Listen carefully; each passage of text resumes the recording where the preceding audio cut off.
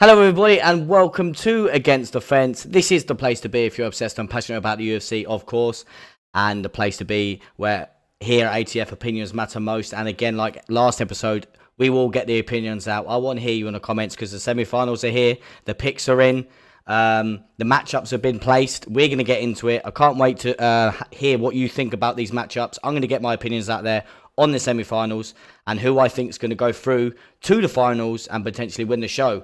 But we've still got one more episode, which was episode 8 to get through first. Again, spoilers alert if you haven't watched it already. But let's jump straight into it and jump into the side screen for you guys. Hope you're doing well. Again, episode 8.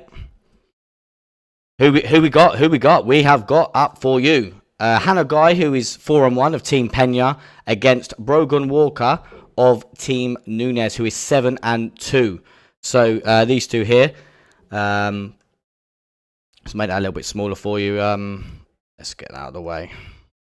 Right, let's get straight into it then. So this episode started off, again, if you have watched me previously, then you would know that over there, Brogan Walker recently injured her knee. And she was meant to fight on, I can't remember, I think it was episode 4, episode 3. She was meant to fight, but done her knee in. And Team Nunes changed the fight that was happening, so she had time to recover. How is that knee? The show started with the X-ray straight on the knee to see how it was. Everything was looking okay. It wasn't too bad, but there was still a little bit of a tear in her knee. So again, how is that going to happen in fight day? How's training going to go? Is she going to have full training sessions or light training sessions? But she wanted to continue, wanted to get into there, and obviously that chance to get into the semi-finals, you can't miss it of being in the UFC. So that's how the show started, and then as always, they get that most important training session in. I've always said it from day one that Peña dives in on the tactics and things like that. Peña was watching tape on her opponent, which was her fighter's opponent, which was Brogan Walker, and she was watching tape with her team and saw little holes in Brogan's game. Saw that the takedown needed to be made, and again made these adjustments in the training. And she brought in one of her training partners, Brady Highstand. If you recognise that name, that's because Brady was on season 29 finalist on the Ultimate Fighter. Obviously, I did a season 29 review. He got to the final and he was against that Ricky Tarkas. So again, that was a great back and forth final it was. So hopefully Brady can make his way back into UFC. But again, they brought Brady in to work on her wrestling, work on her ground game. Well, obviously, what to do when she's on the ground, because Brogan is a Brazilian Jiu-Jitsu black belt. So again, you need to be careful on the ground there. But that was what happened in Peña's corner with her fighter. And then moving on to Team Nunes, they got that all-important training session in again. I think this is the first time where I've seen... Well, I say that. This is probably the second time I've seen Nunes dive properly into her training camp. You see her more diving in on techniques. Usually she's in the background just letting the fighters do things. Again, like, come on, I've said it from day one that Peña's a great coach. But to be fair, I've got to give it to Nunes on this one. She was diving in on proper things that she needed to work on with her fighter. But after they got their training session in, as they always do, they get into the backgrounds of the fighters. And Brogan Walker, she got into MMA with her partner. Her partner was a Brazilian Jiu-Jitsu. Worked on that, and they worked on that together. And that's what got her into mixed martial arts. Again, BJJ, it's a perfect platform to get yourself into MMA again. And then moving on to opponent Hannah Guy, she got into mixed martial arts, believe it or not, by watching the Ultimate Fighter, and she's on it. She watched the Ultimate Fighter Ronda Rousey versus Miesha Tate, and as soon as she watched that episode, that series, she wanted to get straight into the gym, and that's what inspired her to get into mixed martial arts. That's where the background of the fighters. Both fighters made weight. Again, no mishaps there. Brilliant. And then we move on to the fight. Okay. I think Brogan Walker, as I said, 7-2. She's probably the most experienced flyweight that we have out there at the moment. I think she's well-rounded. But let's get rid of that for you.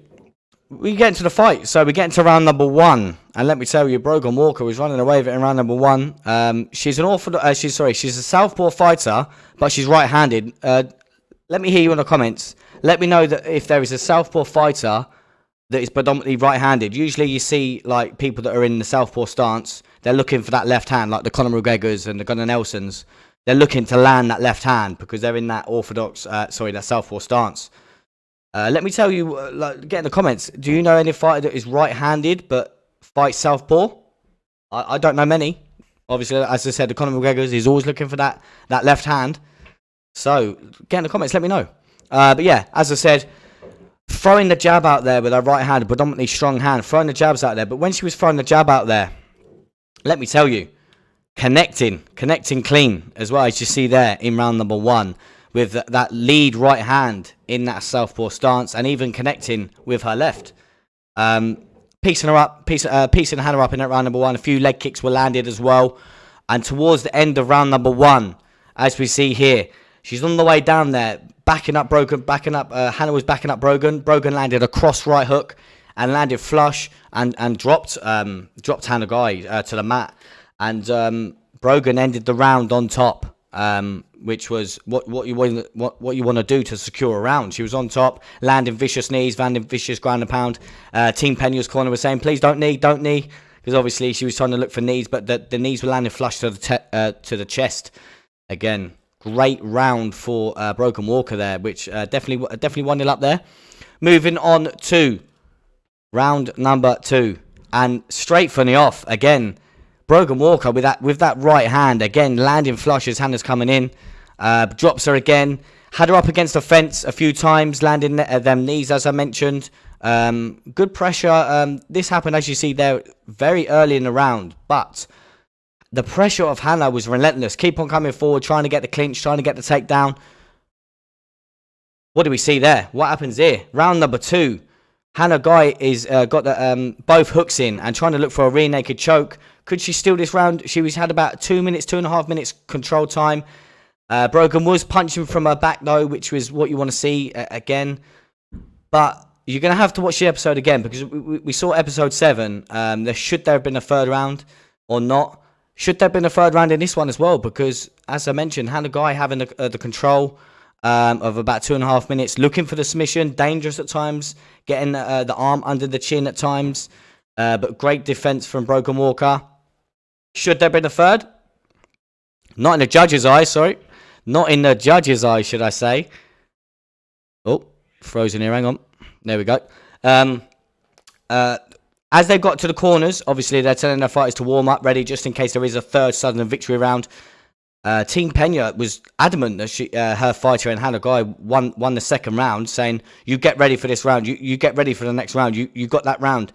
But even Dana White was a little bit shocked with that, but you can't let the fighters go to the judges. I thought that Brogan Walker did enough in my eyes anyway, just with dropping her early, with a clinch time as well, up against the fence, couple of knees, couple of dirty boxing.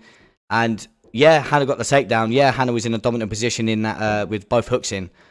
Yes, she was looking for the submission, but Brogan was defending well, and she was landing off her back as well, which is what you want to see from your fighter. She was landing, but Team Nunes get a win.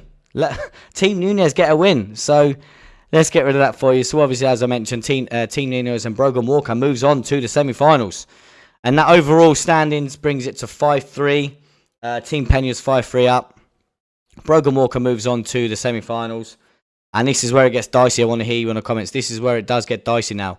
So, these are the semi-final matchups in the flyweight division. Okay? Let's talk about these matchups. At the bottom, you've got Brogan Walker, as we just mentioned, up against Laura Grado. And then in the next flyweight bout, you can see there, you've got Juliana Miller taking on Caitlin Neal. Again, these are some really, really dicey matchups. I've mentioned previously that Laura there at the bottom would win the show.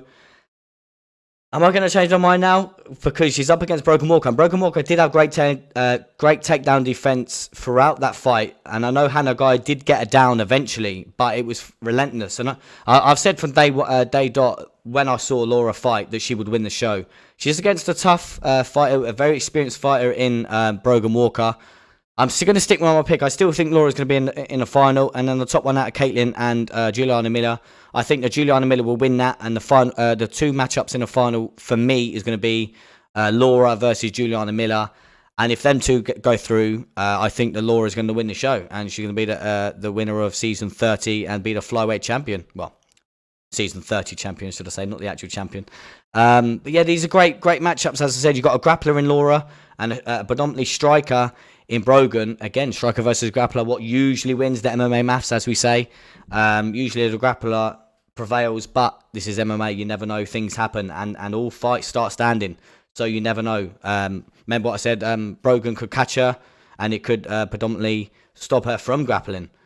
And in the top fight there in Caitlin and Juliana Miller is relentless with anything that she throws, striking-wise or grappling-wise. She got taken down a couple of times in her fight to get to the semis, and she popped straight back up. She got all-round game, to be fair, is solid.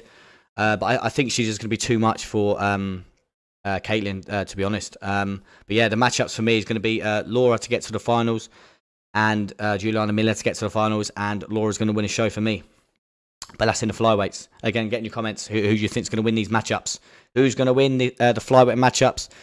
Then we get into the semi-finals of the big boys. The big boys are up. I've said from day dot that I like Usman's story. And again, it did touch me deep about his child. But he's up against a tough guy in, as you see at the top, Mohammed Usman taking on Eduardo Perez. And at the bottom there, you got Jordan Heidemann taking on Zach Puga. I said last episode, if Zach and Eduardo Perez didn't match up, them two would meet in a final, and I stick with that prediction. Eduardo Perez beats Usman, and Zach Puga beats Jordan Heidemann. I think Zach's going to be too much for Jordan Heidemann. I think he's going to dominate that fight, to be honest, because Jordan Heidemann was so laid back in his last fight against Cole. I just think Zach's going to be too much for him in that, but. Again, in the top one in Eduardo Perez and Mohammed Usman, you never know with the power of someone like Usman. We've not seen his takedown defense tested. Eduardo's going to test him in everywhere. He's got, as you see, he's a huge guy, a tall guy for the heavyweight division. He uses his length, uses his reach, uses his size to his advantage, which is what you want to see as a heavyweight, because you see some heavyweights out there that don't use that reach to their advantage, if you know what I mean. And I definitely think Eduardo's going to be too much for someone like Mo, because Mo... He's got that power, he does. Most heavyweights do, but I just think Perez is going to use his wrestling, use that reach, and he's just going to pick apart Usman, in my opinion. Again, if I'm wrong, get in the comments. Let me know your thoughts on these matchups. Yeah, as I said, Zach beats Jordan Heidemann, and Eduardo Perez beats Mohammed Usman. And if that happens, then you've got Team Peña of Zach Puga and Team Nunes of Eduardo Perez of Team Nunes.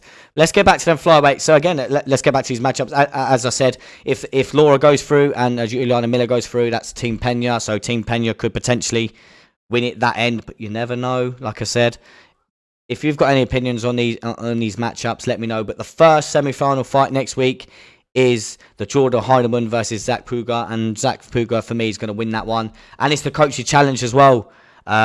So. Who's going to prevail in that? Apparently, I saw a little clip of it. It's spoiler alert. It's axe throwing. So who's going to win out of the coaches and that? Is there going to be a bit of back and forth there? We've not seen much of the coaches, but I've said from day one that Peña is a great coach. Nunes for me, a bit dicey. But yeah, get your thoughts in. Please do let us know.